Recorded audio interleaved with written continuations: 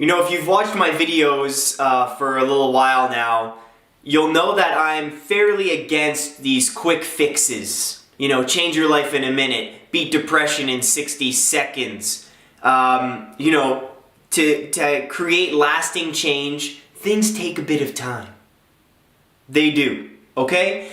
In this case, though, how to stop negative thinking, this one tip is really all I needed to do to really create lasting change in my thinking. This is a little technique from cognitive behavioral therapy. One of the therapists, I'm stealing all of her ideas. If she watches these videos, oh, she's gonna be pissed.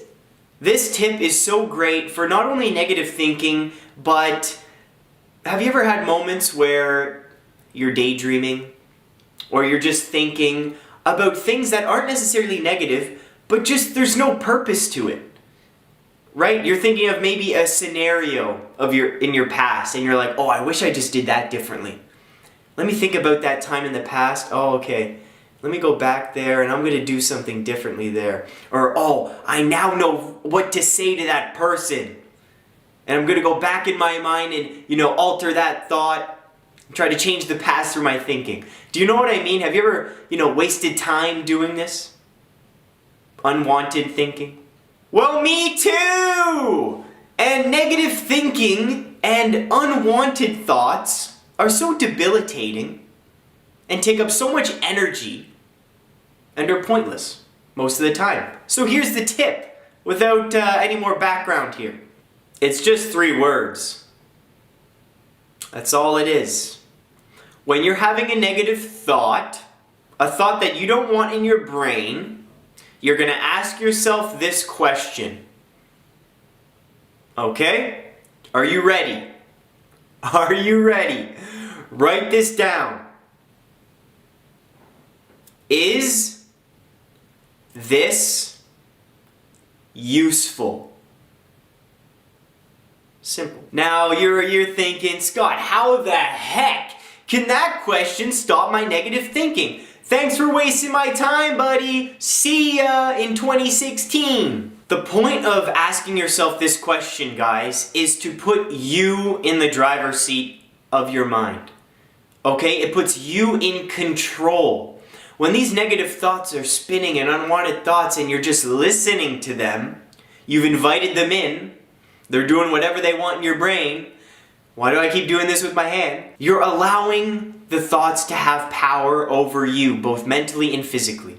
When you ask that question, you are putting your brain in a vulnerable state. Vulnerable to you. So let's say you are feeling a little depressed. You're feeling sad. Maybe you're feeling anxious, sorry for yourself. And you're feeling lonely. Alright? You're feeling lonely. It happens. It happens. And your thoughts are like this: I feel so alone. I have no one to talk to. What am I doing with my life? What's wrong with me? I wish I had more friends. Ask yourself the question, when these things are happening, ask, okay, wait, are these thoughts useful right now? Are they useful? What's your obvious answer going to be? Of course they're not!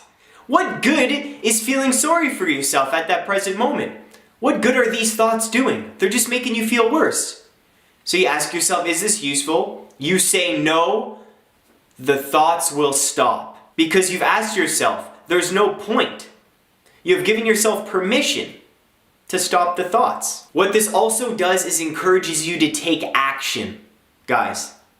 That's the biggest thing. So the thoughts aren't useful, I'm lonely. So the thought's done. Now what are you gonna do about it to not be lonely anymore? You can really focus on the present moment when you don't have these negative thoughts stirring in your mind. Is this useful? These 3 words have changed my life, have created clarity in my mind. I invite you to try it. Thanks very much. Let me know if it works. Take care.